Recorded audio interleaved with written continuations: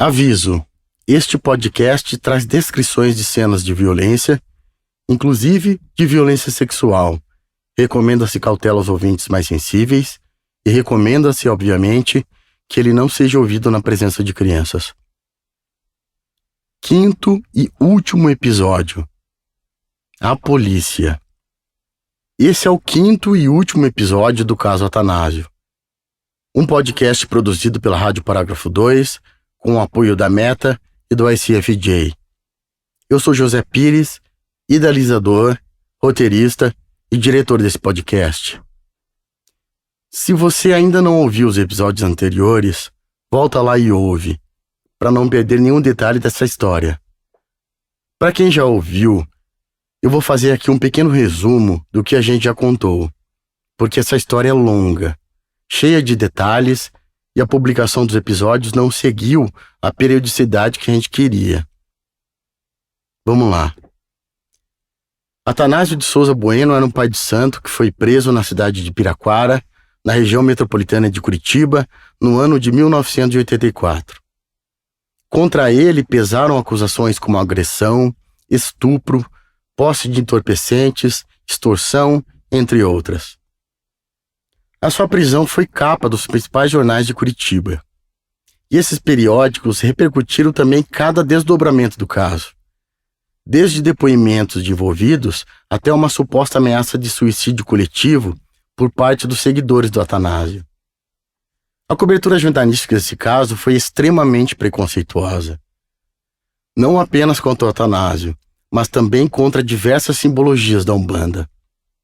A associação do terreiro com uma seita satânica e a demonização das entidades que trabalhavam com o Pai de Santo são apenas alguns exemplos disso. E todas as nuances dessa história você pode conferir nos episódios anteriores. Todos os detalhes estão lá. Agora, estamos na metade de julho de 1984. Atanásio está preso na casa de custódia de Curitiba e vai ser transferido para o presídio do AU. Neste episódio, portanto, vamos abordar de maneira mais profunda o papel da polícia nessa história e mostrar como era o presídio do AU naquela época. Vamos falar também do que aconteceu com Atanásio, quando ele saiu da cadeia, para onde foi e a sua família.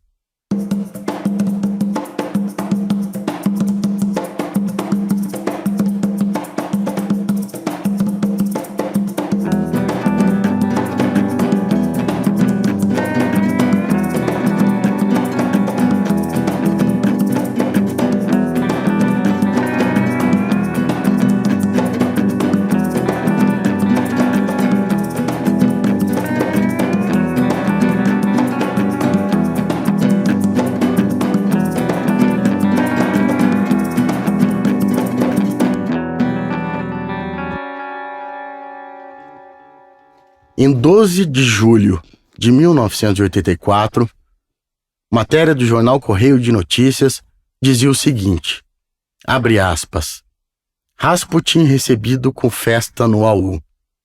E o Rasputin de Pinhais está na prisão provisória do AU.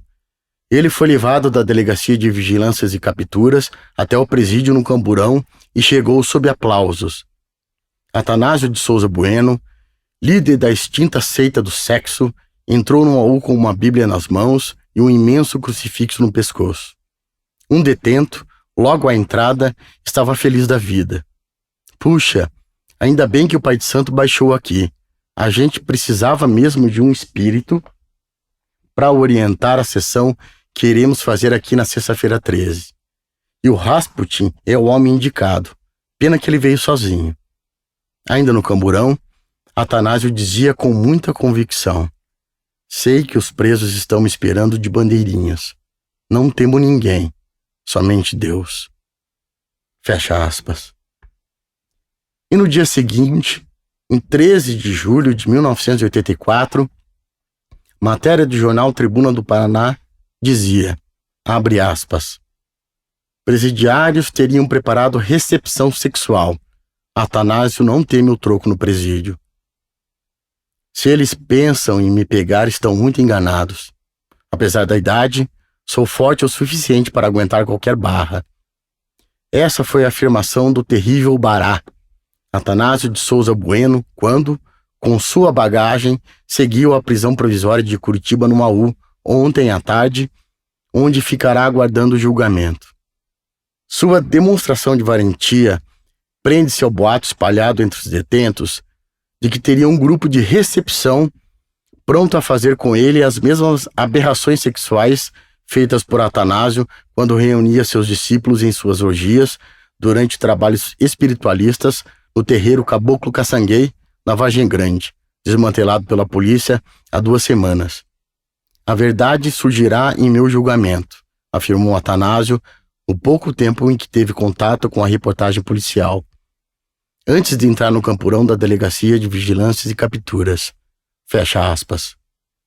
Atanásio, como destacavam os jornais, tinha deixado o setor de custódia da Delegacia de Vigilância e Capturas e tinha sido levado para o presídio do AU. No presídio, denunciavam as manchetes, ele seria recebido de maneira violenta pela massa carcerária. E é possível perceber nos textos da Tribuna e do Correio de Notícias um discreto prazer em noticiar esse fato. Porém, antes de chegar ao presídio, é possível que Atanásio já tivesse passado por momentos bem difíceis ainda no setor de custódia da Polícia Civil. Em 5 de julho de 1984, a Tribuna do Paraná noticiava, abre aspas, rebelião na cadeia. A superlotação das penitenciárias, onde presos não estão sendo aceitos e permanecendo no setor de custódia da Polícia Civil, fez com que 80 detentos ontem à noite se revoltassem, dando início a um quebra-quebra nas celas, pedindo o melhor tratamento humano. Um pelotão de choque da Polícia Militar, composto por 20 policiais com armas apropriadas e cães treinados, além de elementos da Polícia Civil, a muito custo contiveram os revoltosos após 2 horas de motim. Essa matéria denuncia que, embora o delegado Sidney Michalisen se negasse a prestar qualquer esclarecimento sobre quem teria organizado o motim, ele teria começado na segunda galeria e a motivação seria a superlotação. O nome Sidney Michalisen você já ouviu, né? A gente falou sobre ele em outros episódios, pois é um dos 4 delegados que participaram da prisão do Atanásio. Então vamos recapitular. Atanásio foi preso no final de junho. Passou um tempo na delegacia de Pinhais e foi transferido para o setor de custódia da Polícia Civil. Lá ele passou semanas em meio a 80 presos e presenciou uma rebelião. No dia 12 de julho, foi transferido para o presídio do AU, onde os presos anunciavam uma recepção.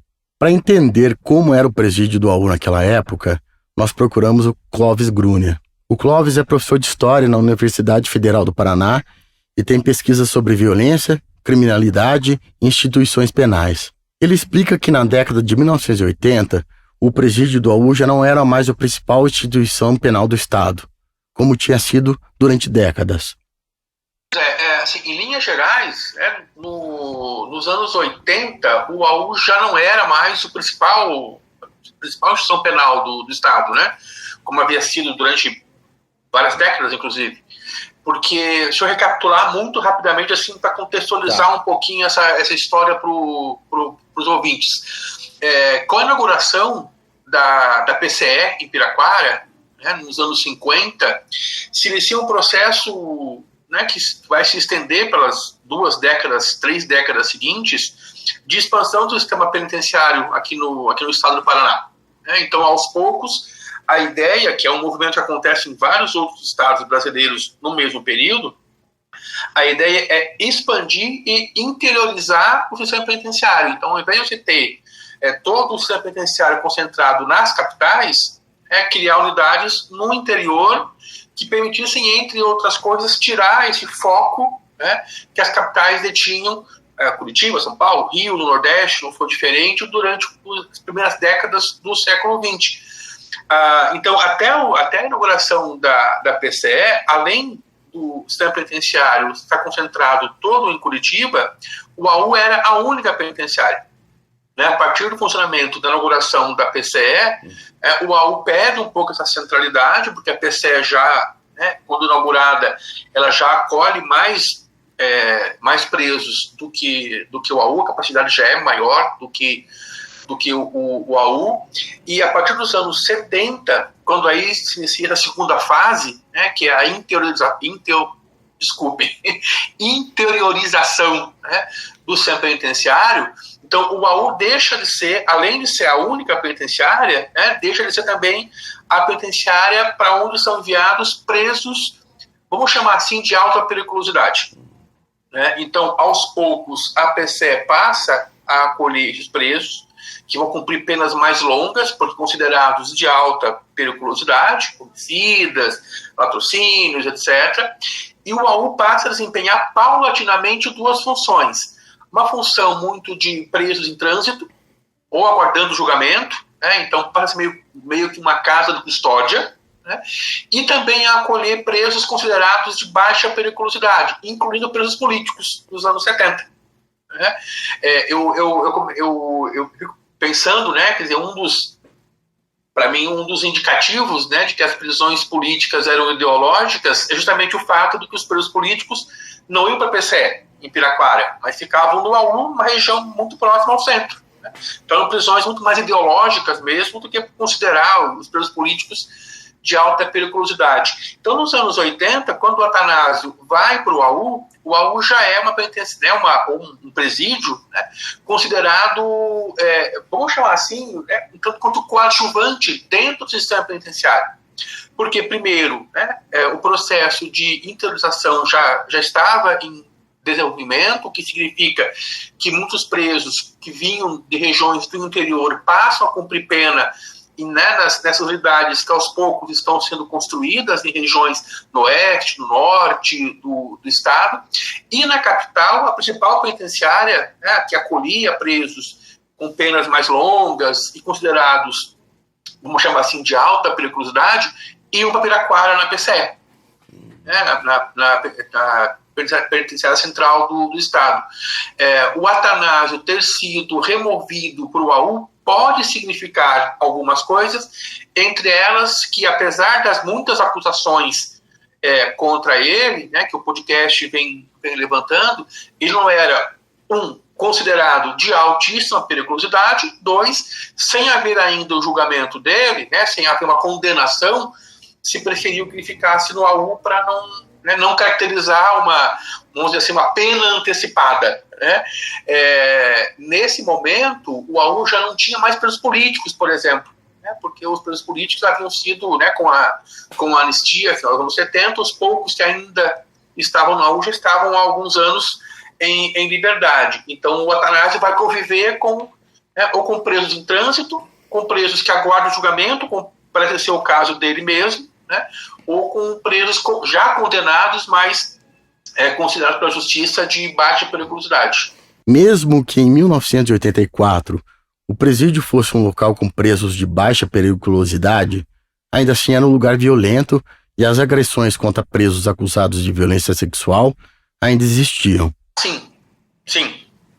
Porque, veja, José, o fato do AU ser uma instituição para onde iam presos em trânsito ou de baixa periculosidade, né, não tornava o AU um ambiente menos violento, né, do que outras instituições penais, como a PCE em Piraquara, por exemplo.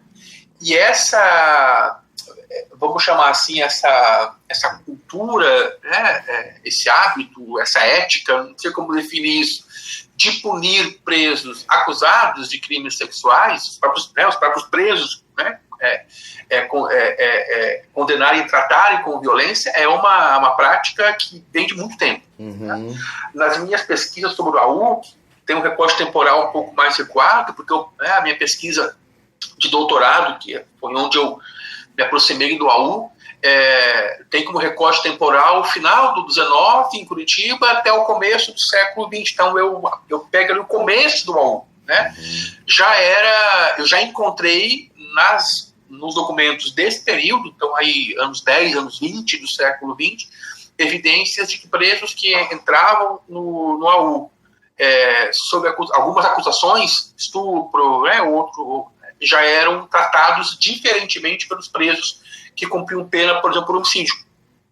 Então essa relação violenta, né, tanto das autoridades policiais e carcerárias quanto dos presos com condenados ou acusados, né, de crimes sexuais, sim, a gente pode dizer com uma larga margem de certeza que sim, né, porque é uma prática recorrente desde há muito tempo.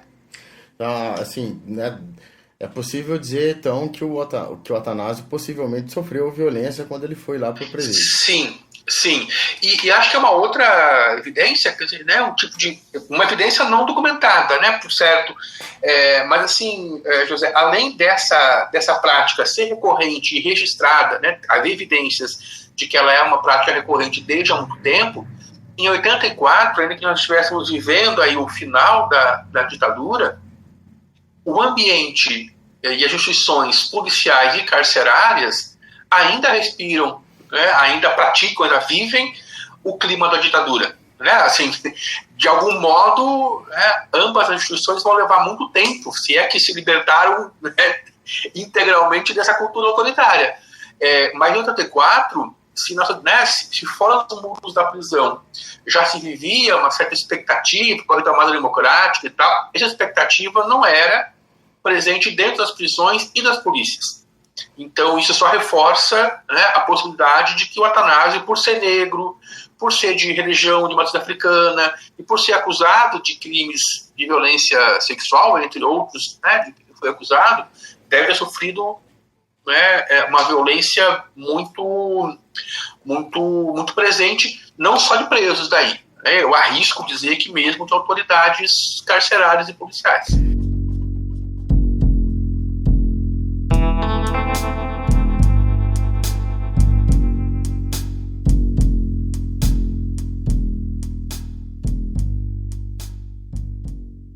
Atanásio, como sabemos, foi preso em 1984, ainda durante a ditadura militar.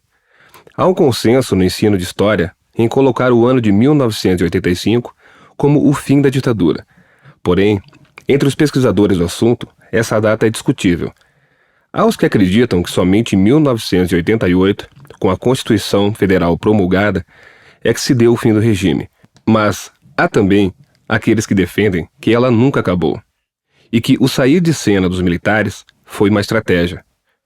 E vivemos, ainda hoje, uma democracia tutelada pelas mesmas forças de 1964, o ano do golpe. Eu sou o Rafa Pires de Mello, idealizador, roteirista e diretor desse podcast. O Brasil, como Estado, infelizmente não possui uma tradição democrática. Como exemplo, se analisarmos os últimos 100 anos de história, isso é, de 1924 até 2024, apenas 6 presidentes eleitos conseguiram finalizar o mandato. Se contarmos desde o início da República, isso é, desde 1889, apenas 13 presidentes chegaram ao fim do mandato. Sabemos também que democracia não é somente eleições. São direitos, acesso à saúde, educação, enfim, dignidade para os cidadãos. E nesse quesito, ainda estamos engateando como país. Os militares deixaram o poder em 1985 por alguns fatores. As mobilizações populares, cada vez maiores, como as greves do ABC Paulista de 1978, o movimento das diretas já, como você já ouviu aqui, as inúmeras denúncias de tortura e graves violações dos direitos humanos praticadas nos porões da ditadura, além de uma grave crise econômica que fez o país se arrastar por mais de uma década na sarjeta da miséria. Atanásio foi preso dentro desse contexto, no apagar das luzes, na saída de cena dos militares. A ditadura se instaurou no Brasil em 1964. Antes disso, também tivemos outros períodos ditatoriais. As ditaduras funcionam, de modo geral, com um aparato de repressão auxiliado por instituições e órgãos policiais. No Brasil, fora os atos institucionais, os famosos AI, tivemos também a OBAN, Operação Bandeirante, criada em 1969. Era formada pelas Forças Armadas, Polícia Federal e estaduais, além de agentes de segurança pública e o Serviço Nacional de Informações.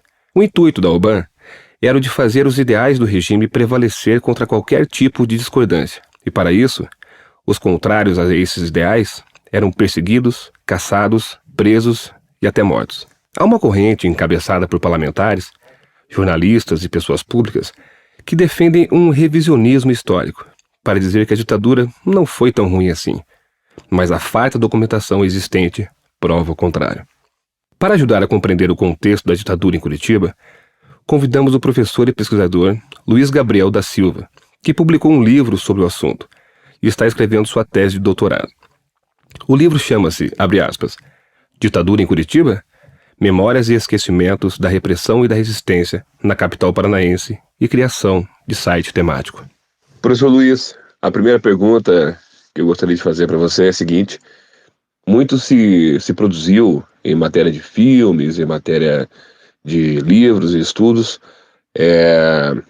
a repressão feita pelo DOPS e pelo DOI-CODE, principalmente em São Paulo, Rio de Janeiro, até mesmo Belo Horizonte.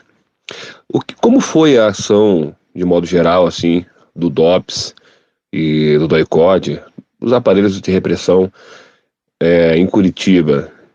Ou podemos estender isso ao Paraná? Olá, muito obrigado pelo convite, é um prazer falar com vocês.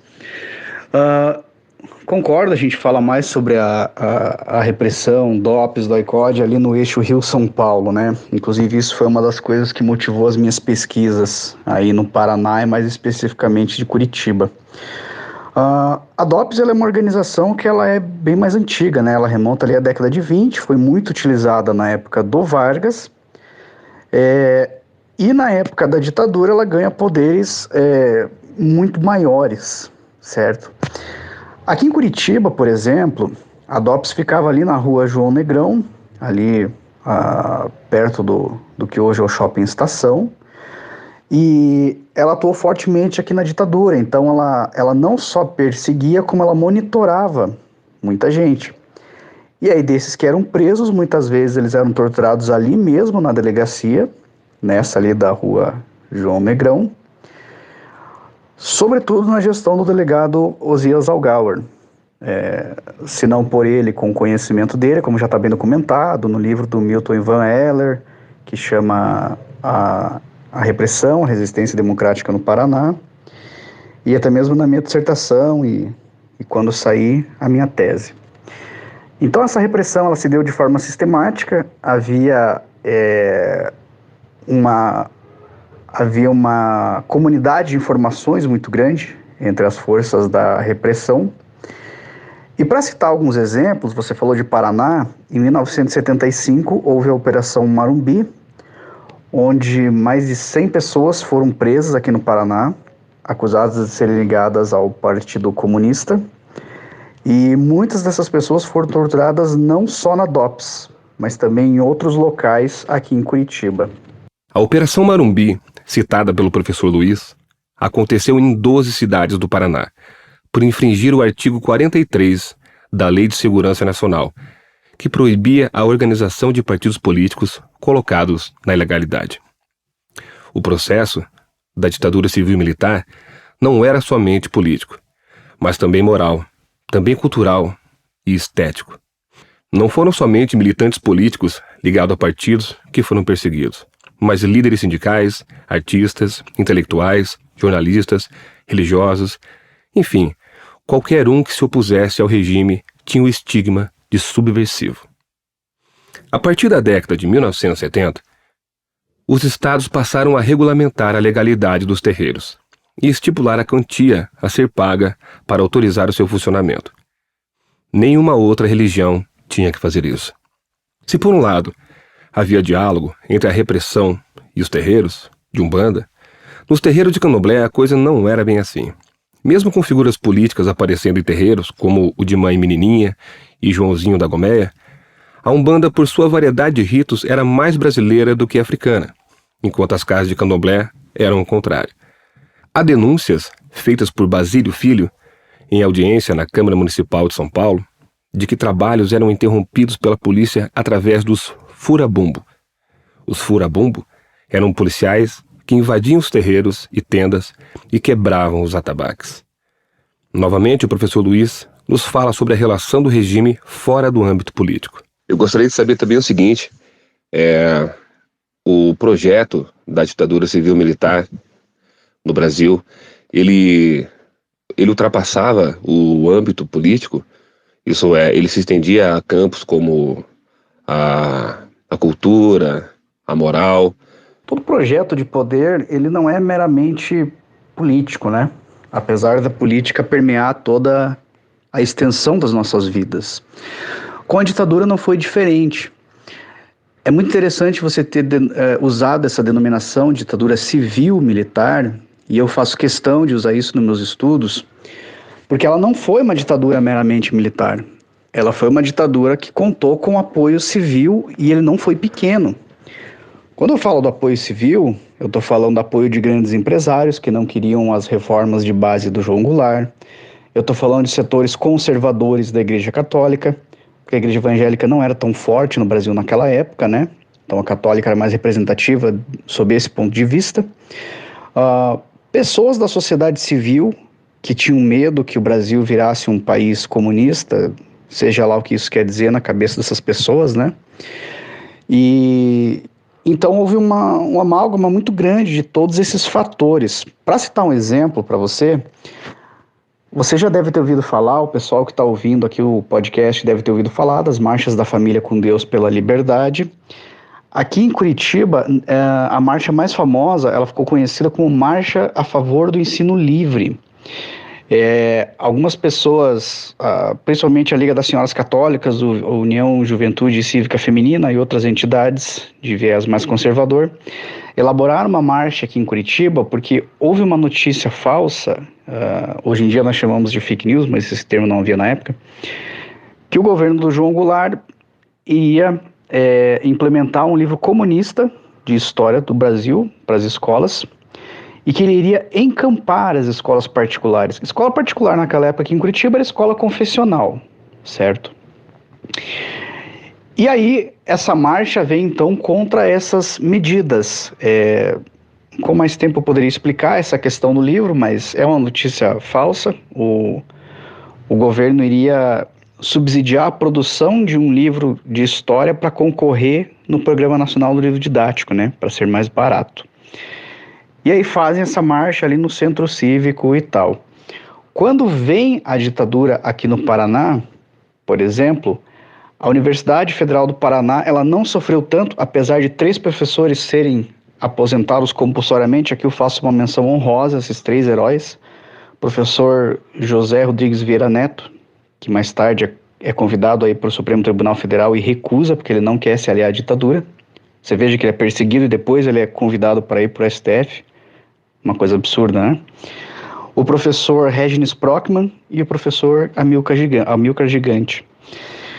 Então, esses professores são aposentados compulsoriamente e o governo traz os seus tentáculos, inclusive, para as universidades. Se, por um lado, foi na ditadura que as universidades se expandiram, que a pós-graduação cresceu, que a universidade virou, de fato, uma universidade, isso é uma coisa inegável. Por outro, isso atendia a um projeto de poder que via uma universidade como algo mais voltado para uma coisa empresarial. Para a gente fazer uma comparação aqui, mais ou menos como é o modelo nos Estados Unidos, até porque os Estados Unidos influenciaram muito isso por meio dos acordos MEC-USAID e mandaram muito dinheiro para o Brasil nessa época. Então eles queriam desenvolver agricultura, indústria, outras coisas, e que a universidade se transformasse então num celeiro para esse tipo de mão de obra. Não para licenciaturas, não para nada muito abstrato, era para gerar mão de obra para o mercado. Era uma visão em partes liberal, em partes desenvolvimentista da ditadura, um período de várias contradições. E também havia aliança com a igreja, com setores mais ligados à igreja. Veja que agora também está vindo à tona, por exemplo, que a Volkswagen e outras empresas monitoravam os seus funcionários. Então, para finalizar aqui essa parte da minha fala, é um projeto de poder que atendia várias esferas. A gente pode dizer aqui educação, cultura e por aí vai, seguindo o modelo que eles achavam correto. Se somarmos esse contexto histórico com tudo que já ouvimos aqui sobre a relação da imprensa com a polícia e os cultos de matriz africana, temos uma ideia do que era ser um babalorixá negro em 1984, acusado de uma série de crimes sexuais. As marcas da ditadura são muitas. As fraturas e os traumas estão presentes na sociedade brasileira até hoje. Um deles é a maneira de ação que as forças de segurança ainda exercem. Esse modus operandi da polícia, no sentido do inquérito, da tortura, de forçar confissões, que era muito comum essa prática nos aparelhos de repressão do Estado, principalmente no DOPS e no DOI-CODE, é possível dizer que esse modus operandi ele permaneceu após a ditadura militar? Ou você acredita que quando a ditadura se encerrou, a polícia mudou o modo de se comportar com os presos? Essa pergunta é um pouco complexa de responder, porque eu vejo da seguinte maneira. Primeiro que quando nós usamos o termo polícia militar, muita gente não se atenta ao significado, mas a polícia militar ela é um braço armado das Forças Armadas, do Exército. Por isso, polícia militar. É fartamente documentado na ditadura a questão da tortura, das confissões mais esdrúxulas possível, né? E hoje em dia a gente consegue ver que em grande parte da corporação esse modus operandi ainda existe. Claro que ele é mais forte quando a gente fala de pessoas pobres, pretas e moradoras de periferia. Eu tenho alguns exemplos baseados na minha trajetória, porque eu fui criado em periferia, eu já passei por situações assim, nunca fui torturado, mas já fui abordado de maneiras, digamos assim, violentas. Eu não gosto de generalizar. Nós temos pessoas boas, pessoas ruins dentro da polícia, como em qualquer outro lugar. Mas quando a gente fala da corporação, infelizmente é uma cultura que ainda existe. A gente pode citar o caso do Amarildo, a gente pode citar o caso recente ali no Rio de Janeiro, que um cidadão foi alvejado com mais de 70 tiros e os militares não foram condenados. Então, infelizmente, isso é uma prática enraizada culturalmente. Eu não sei qual é a margem de manobra de quem trabalha na polícia, qual é a margem de manobra que essas pessoas têm para se impor e, se não concordar com esse tipo de coisa, bater de frente. Eu acredito que não deve ser muito grande. Tanto que quando acontece alguma barbárie no meio da corporação e isso vira notícia, eles não são julgados pela justiça comum. Então, assim, eu acho que ninguém é contra a polícia é uma coisa extremamente importante em qualquer país, mas a questão da polícia militar, ela é uma questão um pouco mais delicada que deveria ser estudada.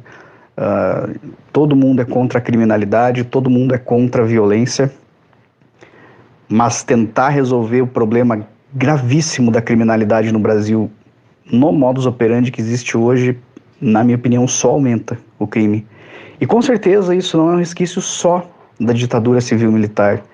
Isso é um resquício da ditadura do Vargas, isso é um resquício, se você pegar a Primeira República, a República da Espada, eu vou mais longe. Esse resquício de violência que eu vejo no Brasil, das autoridades, eu posso tranquilamente traçar uma linha até o período colonial, uma linha histórica. Isso é enraizado na cultura do Brasil, só se reproduziu ao longo dos séculos. Eu não vejo muita diferença lá de quando você torturava alguém no século XVIII para arrancar uma confissão, como ali na Inconfidência Mineira, do que se faz hoje. Hoje em dia é mais documentado, hoje em dia as coisas tomam uma proporção maior, mas essa cultura, infelizmente, ela existe, ela é muito arraigada na nossa sociedade. Parte disso prova disso, né, que grande parte da sociedade civil apoia esse tipo de coisa.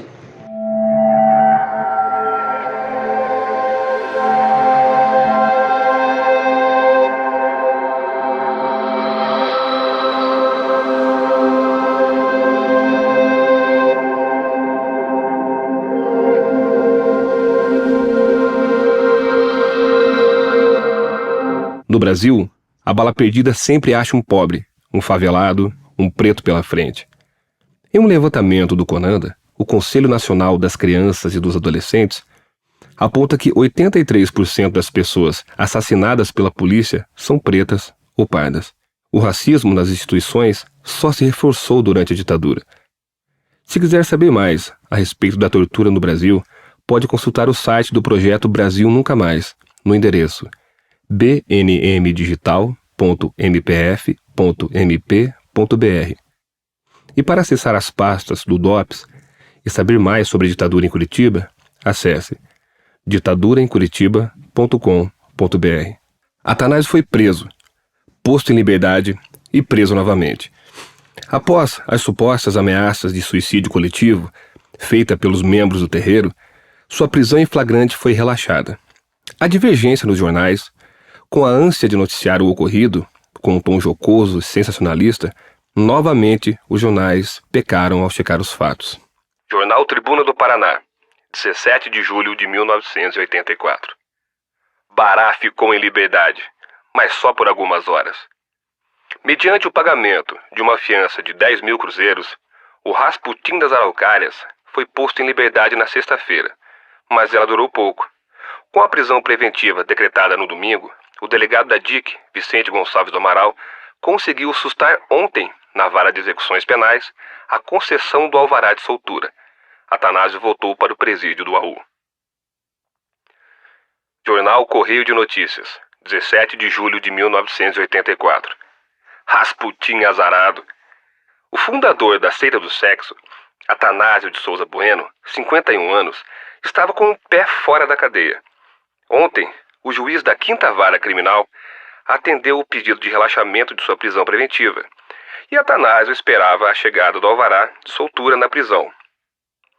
Quando o alvará chegou e Atanásio iniciou a saída, policiais da Divisão de Investigações Criminais chegaram no AU e impediram que o Rasputin ganhasse a liberdade e apresentaram um mandato de prisão expedido pelo juiz da 7ª Vara Criminal. Resultado: Atanásio, quase chorando, deu meia volta e entrou no presídio. Não se sabe até quando ficará atrás das grades. Jornal Diário Popular, 17 de julho de 1984. Nem o diabo ajudou Satanásio. O funcionário do INAMPS, Atanásio de Souza Bueno, de 51 anos, o líder espiritual da tenda Caboclo Caçanguei, acabou tendo agora sua prisão preventiva decretada pelo juiz Heráclito Messias, da 7ª Vara Criminal. E momentos antes, quase foi libertado, já que teve seu flagrante relaxado após ter pago a fiança de 10 mil cruzeiros e por ser réu primário. Atanásio estava preso por ter sido atuado em flagrante, por posse e uso de substância tóxica. E enquanto isso, o inquérito continuava em andamento pela DIC, com o delegado Vicente do Amaral, colhendo novas provas. Ontem, Atanásio teve seu flagrante relaxado pela 5ª Vara, mas só não recebeu o alvará de soltura porque logo depois era cientificado que a prisão preventiva havia sido decretada pela 7ª Vara. Afinal, ele foi liberto na sexta e preso novamente domingo? Ou nem saiu da prisão? Houve um erro burocrático entre a 5ª e a 7ª Vara? A partir dessa data, os jornais não mencionam mais Atanásio, com exceção de um, o Correio de Notícias, que tentou requentar a história mais algumas vezes. Atanásio foi denunciado em setembro de 1984. Na denúncia, o promotor o enquadra no artigo 229, por manter uma casa de prostituição. O trecho do jornal Correio de Notícias, que traz a denúncia, diz o seguinte, abre aspas, Atanásio está denunciado como incurso no artigo 229 do Código Penal Brasileiro, casa de prostituição e lugar de encontro para fins libidinosos e atentado violento ao pudor. O casal, SF e JRF, foram denunciados por crimes sexuais relacionados a seu filho, o menor RLA. Fecha aspas. Onde está na denúncia de Atanásio as sessões de açoitamentos que os jornais diziam? Onde estão os ossos humanos? Além disso, onde está a maconha tão alardeada pela imprensa? Ao menos na denúncia publicada no jornal, não está. Do dia 30 de junho a 17 de julho, denúncias foram matérias de capa, mas na denúncia do promotor não apareceram. O que houve com esses itens? Será que eles realmente existiam? Em maio de 1985, o jornal Correio de Notícias publicou uma espécie de editorial, relembrando os casos e as aventuras que os repórteres do jornal passavam. No trecho dedicado a Atanásio, se lê, abre aspas, E Maurício Cavalcante passava da fronteira do sobrenatural para o mundo dos Exus, cara a cara com o pai de santo, Atanásio de Souza Bueno. Funcionário do IMAMPS, que montou uma incrível seita do sexo no Centro Espírita Caboclo Caçanguei, em Pinhais. No Centro Espírita valia tudo: sexo de homem com homem, mulher com mulher e também o tradicional. Atanásio foi em cana para curtir sua mente diabólica atrás das grades. Dizem que ele ficou rico com as doações em dinheiro de algumas damas curitibanas. Em vários episódios, você ouviu que, abre aspas, valia tudo no templo do diabo, menos homem com homem, fecha aspas. Na tentativa de requentar o caso, o jornal agora muda a narrativa para deixar a coisa mais chocante para o público. Novamente, o desespero de ser escolhido nas bancas. Ainda em 1984, o Paraná em Páginas publicava sua lista de piores do ano. Nela está Atanásio, junto com o coronel Milton Cruz, que agrediu um jornalista que o questionou sobre a falta de democracia no Brasil. Aqui temos o trecho da entrevista. Esqueça a emergência. Não, eu tô pedindo, não, esqueça a minha. Emergência não tô ligando pra isso. Esqueça se quiser. O Distrito Federal jamais vai esquecer o estado de emergência. É o que você diz. Talvez não esqueça porque viveu tão bem 60 dias que não vai esquecer mais. O que você sofreu? Você? Não, eu não sofreu nada que não sofreu nada que tá falando pra mim desse jeito aí de medida de emergência. Para a bola. Deixa eu falar. Pode falar, general. Pode falar. Então cala a boca. Brasília, pacata e ordeira. Brasília, desliga essa droga, então. Como repórter da Rádio Jornal, que me fica rastrear o informante do general. Deixa eu falar aqui. Olha aqui, garoto. Olha aqui. Vai nisso.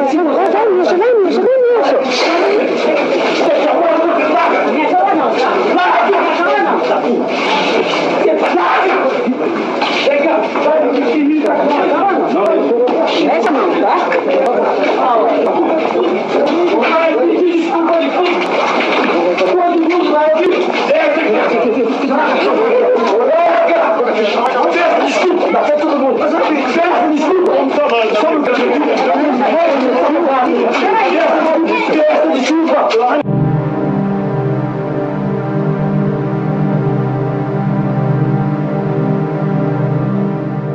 Em maio de 1985, o jornal Correio de Notícias noticiou que Atanásio foi visto no centro de Curitiba, na companhia de 2 loiras, e mais uma vez a história foi requentada.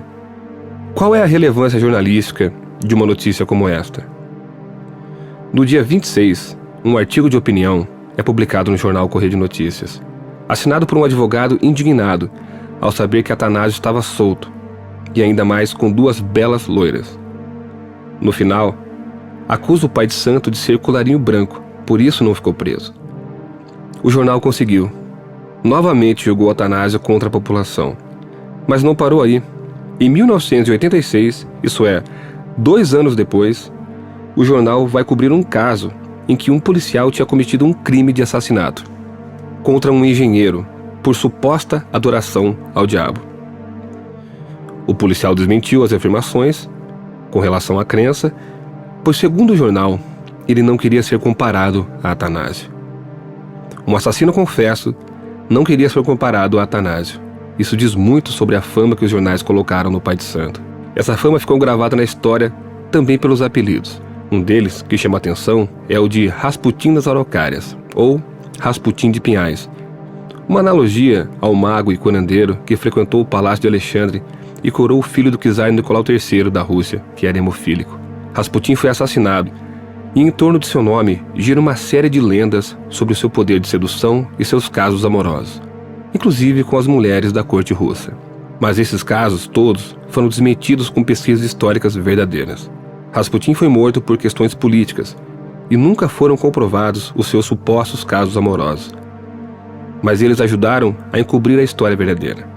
Será que o apelido de Rasputin, dado a Atanásio, pode ter outro significado? Os jornais o apelidaram com o intuito de zombar. Mas será que, assim como na Rússia, as supostas orgias encobriram uma outra história? Uma história de preconceito e de racismo? De intolerância religiosa? São questões que aparecem nesse caso quando conseguimos ler nas entrelinhas das matérias sensacionalistas. Aos amigos, os favores, aos inimigos, a lei. Essa frase é atribuída ao filósofo Nicolau Maquiavel. Existiria uma versão dita pelo Getúlio Vargas, que é: aos amigos tudo, aos inimigos a lei. E, segundo um colega da minha faculdade, a Polícia Militar do Paraná também teria sua versão dessa frase, que diz mais ou menos o seguinte: aos amigos a lei e suas amenidades, aos inimigos a lei e seus agravantes. Desde o primeiro episódio desse podcast, a gente mostrou que na história envolvendo a tenda de Umbanda Caboclo Caçanguei, quem era considerado inimigo pela polícia era o Atanásio. E ele era considerado inimigo também pela imprensa, que noticiava a história como uma guerra entre o bem e o mal. Ou seja, polícia e imprensa tinham um inimigo em comum. E polícia e imprensa, por óbvio, eram aliados. Nós dissemos também lá no primeiro episódio que repórteres e policiais eram muito próximos, que os jornalistas passavam boa parte de seu plantão nas delegacias, que tomavam uma cervejinha com investigadores fora do horário de trabalho, que recebiam presentes e regalos de delegados. Mas esses afagos tinham limites. Eles desapareciam, por exemplo, quando um repórter ousava denunciar a polícia, por qualquer razão. Jornalista ser ameaçado durante o regime militar não é novidade. Mas para mim, jornalistas policiais que ajudavam a polícia, que atuavam enaltecendo as delegacias, serem ameaçados, foi sim uma surpresa. Também lá no primeiro episódio, quando apresentamos essa história e também os jornalistas que de alguma maneira estavam envolvidos com ela, falamos do Zé Domingos, um repórter policial com décadas de experiência. Ele cobriu a prisão do Atanásio pela Rádio Clube AM e ainda hoje se refere à tenda Caboclo Caçanguei como um local de exploração da credulidade popular. E ele entrevistou o Atanásio, a quem classifica como um sujeito bocadura. Entrevistamos, ele era bocadura, não, pouco ele falou. Pelo menos as vezes que eu tentei entrevistá-lo, não sei, é mentira. Era assim mais ou menos. Sabe? E os outros não? Daí não entrevistaram os outros? Não, os outros todos negavam, dizendo que eram frequentadores e que acreditavam ser um trabalho sério. Eram pessoas que eram exploradas, como disse, na crença, na credulidade. A exploração da credulidade popular, né? E existia muito naquela época, como existe até hoje, né? Você vê que até hoje nós temos pessoas vivendo sortista por aí, ainda tem sortista. Então, essas pessoas vivem como? Se aproveitando da mente fraca de uma pessoa. E foi o Zé Domingos que nos disse que a imprensa auxiliava a polícia e também dava dicas aos delegados, que policiais chegavam a trabalhar como repórteres. Ou seja, ele relatou que havia uma proximidade muito grande e amistosa entre policiais e jornalistas. E essa proximidade ainda existe, né? É só assistir um programa de jornalismo policial na hora do almoço pra gente perceber isso. Você fazer o local. Eram poucos os repórteres. Eu comecei fazendo muito local. Porque o local você pegava a informação fresquinha, muitas vezes eu dava dica para a polícia. Olha, vão no fulano que ele sabe mais do que ele está dizendo. E tal, eu dava dicas, ajudava a polícia. A imprensa ajudava a polícia naquela época. Nós chegávamos antes, a polícia tinha problema de viatura, às vezes demorava. Ia primeiro, aquele tempo ainda era guarda civil, depois que entrou a polícia militar no atendimento das ocorrências locais. Então a imprensa, eram poucos repórteres que iam no local. Eu fui um dos primeiros a começar a fazer local. Aí tinha um rapaz que até nós trabalhamos juntos, ele era policial e era escrivão de polícia. Ele fazia reportagem da noite toda para o Diário Popular, então ele fazia o local. Ele começou a fazer o local. Foi o primeiro cara que fazia local de crime. No entanto, o Zé Domingos contou que também fazia críticas ao trabalho da polícia, mesmo tendo um bom relacionamento com investigadores e delegados. E ele teve problemas em uma ocasião, quando fez críticas ao presídio do AU. Crítico, às vezes, eu via coisas erradas na polícia, eu detonava mesmo. E no rádio, lá, no jornal, e depois televisão, e detonava. Com isso, surgiram alguns delegados, alguns policiais que ficavam bronqueados, não gostavam.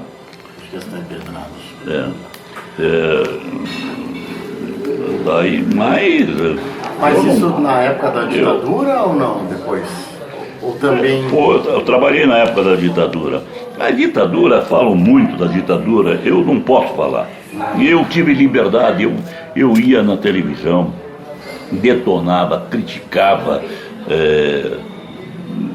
o sistema penitenciário, criticava não sei o quê, criticava a polícia está despreparada, a polícia tem pouca gente. Nunca eu tive problemas. Fui na Polícia Federal uma vez. Houve um levante no presídio do AU. E um funcionário do presídio do AU era muito amigo meu.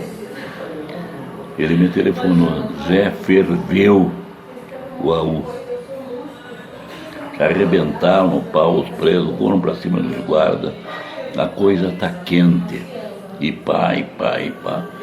Eu peguei e fui na televisão e contei.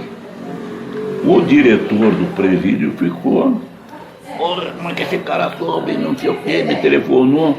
Digo: doutor, eu sou jornalista, não sou obrigado a dar fonte. Está na lei. Está na lei. O senhor querendo me processar, o senhor não me processar, eu vou chegar lá e vou dizer da minha posição. Não cheguei. Conclusão. Passou uns dias, o delegado da Polícia Federal, que era o coronel Bianco, coronel do Exército, comandava a Polícia Federal aqui, me chamou lá na Polícia Federal. Fui lá. Aí, entrei, o doutor Mupir, que eu conhecia da Polícia Civil, era da nossa Polícia Civil, estava prestando serviço à Polícia Federal, que estava começando aqui no Paraná. O doutor Mupir me chamou lá antes. Já o que aconteceu? Como é que se descobriu esse lance do AU? Doutor, sou repórter, doutor. Eu sei, você é repórter dos bons. Você não vai me dizer quem te deu a dica? Não vou. Eu vou prejudicar a pessoa? Vou prejudicar a pessoa? Não vou. Não, nem quero mesmo. Mas é o seguinte, se te perguntarem se você veio na Polícia Federal, você confirme. Se perguntarem se você prestou depoimento, você confirme. Vamos conversar. Se eu precisar de você de novo, eu te ligo. Pode ir lá, pode ir embora. Passou. Uns dias eu estou à noite no restaurante Palácio, na madrugada, eu ficava rodando a delegacia, na madrugada, estou eu, o Chaim.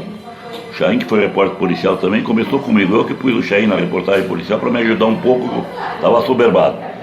Daí o Chaim se tornou um grande repórter. Daí, nós estamos no restaurante Palácio, estava lá o diretor do presídio.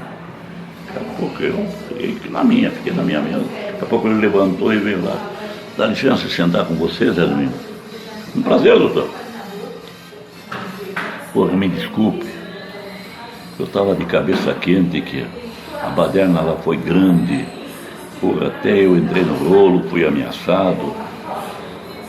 E tudo tranquilo, você não fez nada errado, tudo que você falou foi verdadeiro, tudo bem. Foi a única vez que eu fui chamado na Polícia Federal. Mas esse problema que o Zé Domingos teve foi pequeno se comparado às situações que a Mara Conelsen viveu quando ousou denunciar a polícia. A Mara, você também já ouviu aqui. Foi uma repórter que remou contra a maré, que desagradou inclusive colegas de profissão, porque não costumava aceitar agrados oferecidos pela polícia. Mesmo remando contra a maré, ou seja, fazendo jornalismo com mais isenção, a Mara tinha um bom relacionamento com a polícia. porque estava sempre na porta das delegacias. Então era natural que houvesse uma proximidade entre ela e os policiais. E a Mara confirma o que o Zé Domingos disse. Essa proximidade era natural mesmo e facilitava o trabalho dos jornalistas. Algumas matérias que eles disseram, que algumas das matérias dizem que o delegado Vicente ele teria feito um acordo de cavalheiros com a imprensa. Era assim, essa operação ia acontecer numa sexta, mas ela foi antecipada para quinta-feira porque uma médium do Atanásio precisava entregar um cheque para ele de um trabalho que ele tinha feito na sexta. Então ela pediu para o delegado, ó, tem como você adiantar a prisão porque eu não precisa pagar esse cheque. E aí ele adiantou para quinta-feira.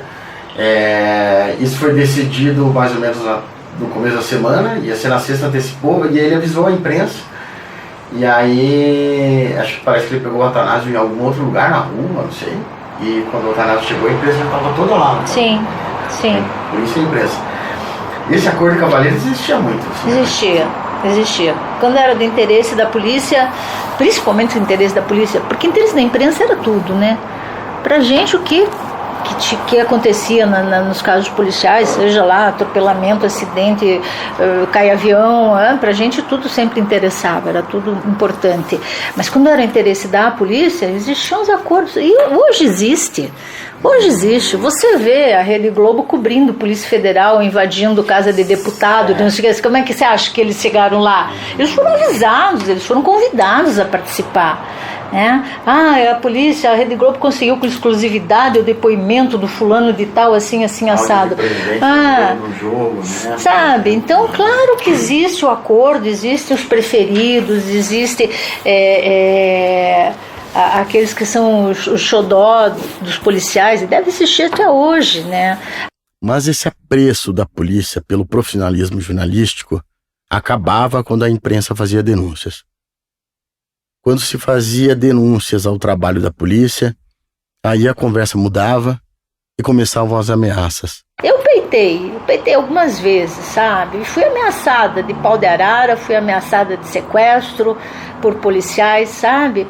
Porque denunciei tortura.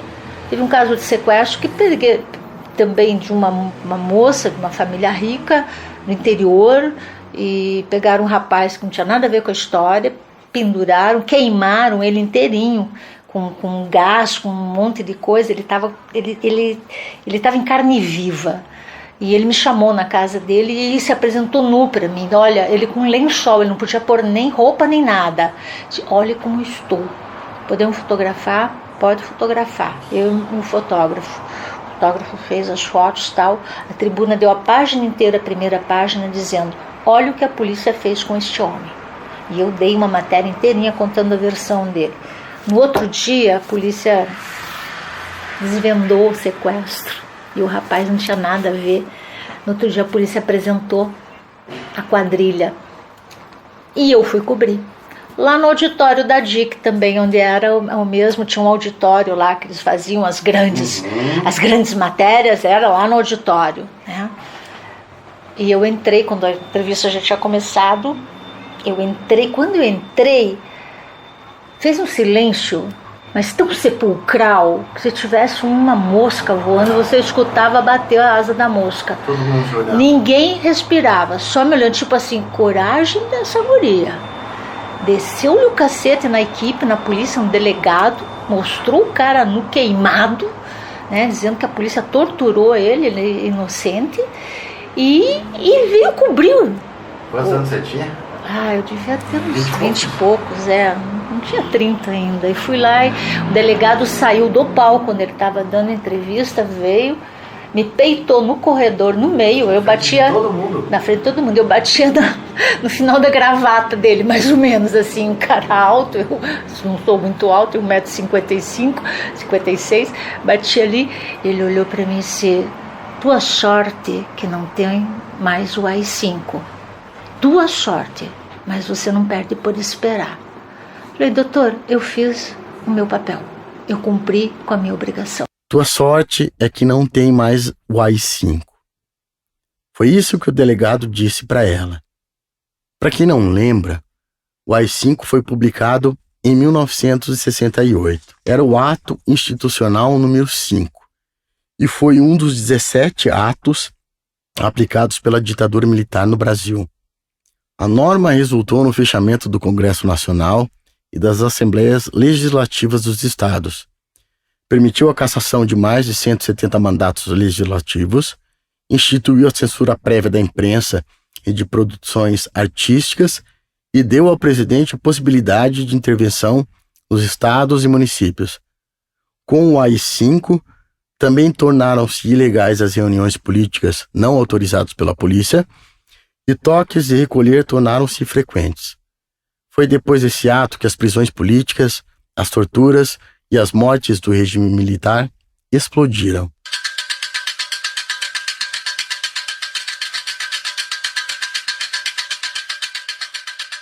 É bem importante a gente ressaltar aqui que não estamos dizendo que o Atanásio foi torturado pelos delegados que o prenderam. Delegados estes que tentamos entrevistar, mas que não quiseram falar. No entanto, a tortura era uma prática comum da polícia durante o regime militar, e os jornalistas sabiam disso. Agora, a DIC também tinha seus porões. Como o DOP tinha seus porões, a DIC também tinha seus porões, né? Que era a Divisão de Investigações Criminais. Ficava Ali aqui. todo mundo tinha relação com a ditadura, na verdade, naquela época. Sem sombra de dúvida, né? Era uma polícia que vinha da ditadura, você vê que era década de 70, né? Que veio arrefecendo, 80 ainda tínhamos muito essa coisa do... Em que lugar de Curitiba a DIC ficava? Pau de Arara, ela ficava aqui em cima, subindo a Muricy ali, bem no alto, do lado esquerdo, não lembro o nome da rua ali, mas era um imóvel grande, ali tinha divisões, era junto DOPS, a DIC, a Delegacia de Ordem Política Social, a DIC e tal, era um negócio assim que você entrava lá meio cabreiro, sabe? A DIC tinha seus porões, então. Também tinha seus porões. Sabe? Como o DOP tinha seus porões, né? Como a Polícia Militar tinha seus porões. A Polícia Militar a gente não entrava nessa época, a gente só entrava a convite, né? Quando havia uma permissão do comandante, quando havia uma bronca envolvendo Polícia Militar, policiais militares e tudo, a gente tinha que ter permissão do comando para entrar no quartel, para fazer entrevista e tal, era bem burocrático, bem complicado. A Polícia Civil já era mais fácil, mais aberta, a gente fazia ronda, acabava fazendo amizade com os delegados, era ronda, era delegacia de homicídios, furtos e roubos, os distritos policiais. Muita gente apanhava nesses porões, isso é um fato. E o Atanásio? E as pessoas que foram presas com ele, e cujos depoimentos, segundo as matérias da época, eram praticamente iguais. Se você foi tratado assim como profissional de imprensa, você acredita que o Atanásio provavelmente apanhou quando ele foi preso? Eu acredito que sim. Com todas as acusações que tinha? Sim. Confessa, né? Fica lá, apanhou, pendurado, porque era prática, sabe? Não se investigava muita coisa também. Pegava o pessoal lá, assaltaram uma casa lá, pegavam 3, 4 suspeitos lá, pendurava no pau de arara, dava choque. Até o cara confessar. Sabe, até o cara confessar, até que tá aqui. Daí a vítima vinha dizer, mas não são eles assaltaram, mas não são eles, né? Aí às vezes meses, anos depois pegava os verdadeiros culpados, mas aqueles já estavam na cadeia. Porque na história do Atanásio, de 11 pessoas foram presas, ele mais 10, 2 ou 3 falaram que não, isso é tudo mentira, isso não aconteceu. Uma maioria concordou, assim, ao mesmo discurso, segundo os jornais, o mesmo, né? Talvez isso tenha relação com uma conversa mais ao pé do ouvido lá na delegacia. E põe pé de ouvido nisso, né? Porque os policiais faziam questão de mostrar as maquininhas de choque quando eles passavam, rindo, era uma coisa sarcástica, né? Quando estava indo torturar um preso. Quando a delegacia de furtos e roubos, quando ficava aqui na Avenida Iguaçu, ela era chamada de Quilo. No xadrez, na entrada, o xadrez ficava nos fundos, assim, era uma coisa absurda. Tinha lá, aqui é o começo do inferno, era uma placa, né? Então, eles tinham um cacetete que estava escrito direitos humanos no cacetete, num pedaço de pau, pendurava os caras ficavam pendurados uma noite inteira no pau de arara, berravam, queimavam, os vizinhos escutavam os gritos e tudo mais, né? Difícil que não confessasse alguma coisa. Então, nossa, eu só de olhar aquilo eu já confessaria, eu só de ver o negócio eu já confessaria, né? O pavor que dá o negócio daquilo. E a gente via os presos machucados também, né? Agora, o cara dizendo, não, fui eu, te bateram? Não me bati, mas você tá sangrando, meu amigo, você tá com o olho roxo, tá saindo pus do teu ouvido, tá sangrando o teu ouvido. Não, é que eu caí, briguei na cela lá, o cara me deu uma cacetada, não sei o quê, enfim, funcionava desse jeito, né? Era pesado, não era fácil. Bem-vindo ao inferno. Essa frase é emblemática, porque a tenda de Umbanda Caboclo Caçanguei foi descrita pela imprensa como um inferno, onde o pai de santo era o próprio demônio. Mas parece que foi nas mãos da polícia e de outros presos que Atanásio de Souza Bueno conheceu o verdadeiro mal.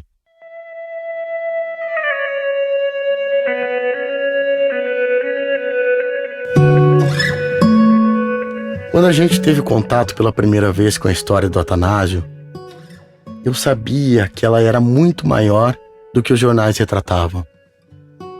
Mas a gente não tinha a pretensão de provar se ele era culpado ou inocente dos crimes que foi acusado. Nossa intenção era mostrar como foi o relacionamento da imprensa com a Umbanda e o Candomblé em Curitiba ao longo da história. E assim o fizemos. No entanto, um dos nossos desejos era falar com a família do Atanásio. Era ouvir o que eles tinham a dizer sobre o pai e sobre como essa história afetou a vida deles. Aí, por coincidência, eu conhecia um de seus filhos. Mais uma das coincidências que permearam a produção desse podcast. Outra era que eu passava todos os dias na frente da casa onde funcionava a tenda do Atanásio. Não sabia que era lá, mas passava todo dia em frente à casa. Os filhos do Atanásio, e a gente falou com 3 deles, foram muito cordiais. Mas essa história marcou muito e eles não falarão sobre ela para esse podcast. E a gente respeita muito isso. Mas eu tomo aqui a liberdade de narrar um pequeno trecho de uma conversa que tive com um de seus filhos pelo telefone. Na ocasião, ele me disse o seguinte: meu pai era um sujeito extraordinário. Tinha uma energia incrível. As pessoas não acreditam, mas ele tinha um poder sobre a natureza. Eu me lembro de ele fazer a chuva parar. Me lembro dele manipulando uma onda no mar, fazendo com que ela chegasse até os seus pés.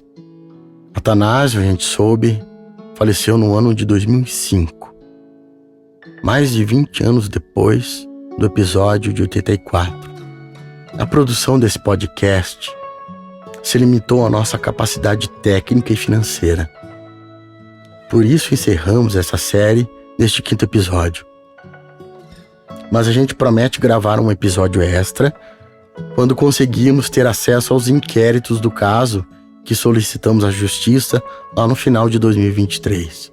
Tem um ditado iorubá que diz que Exu matou um pássaro ontem com uma pedra que só jogou hoje. E esse ditado permeou a produção deste podcast. Revisitar uma história de 40 anos para trazer uma reflexão sobre o papel da imprensa com os cultos de matriz africana ao longo de quase 2 séculos e ainda hoje, me parece uma iniciativa que Exu, o orixá da comunicação, certamente aprovaria. Laroye, Exu. Laroye.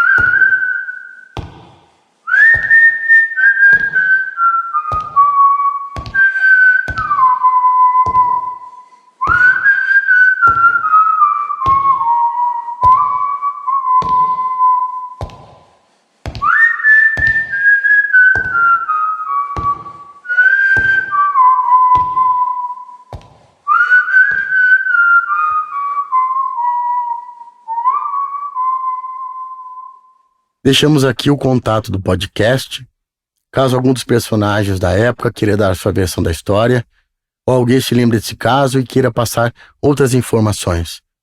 O contato é o e-mail casoatanasio@gmail.com. Lembrando que Atanásio é com TH. O Caso Atanásio é uma produção do Parágrafo 2 com apoio da Meta e do ICFJ.